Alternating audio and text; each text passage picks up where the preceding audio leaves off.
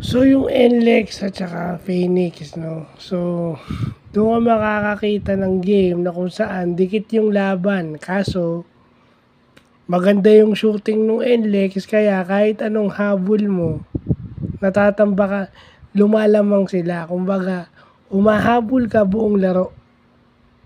Second half lang yung napanood natin pero humahabol sila buong second half.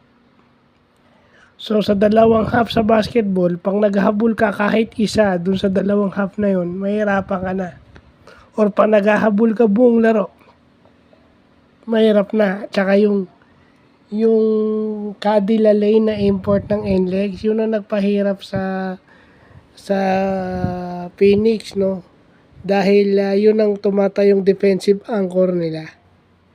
Kaya walang easy baskets pagdating sa sa ilalim ng ring dahil do sa presence nung Cadilla Lane. At saka syempre dahil wala namang tatapat sa kanya maliban do sa import na medyo malas kaya nakaupo. Offensive rebounds. No? Yun, more possessions, more shots to be taken, mas malaki yung chance ang pumasok. So, yun lang yung nangyari nitong game na to. Maganda yung laban, pero wala.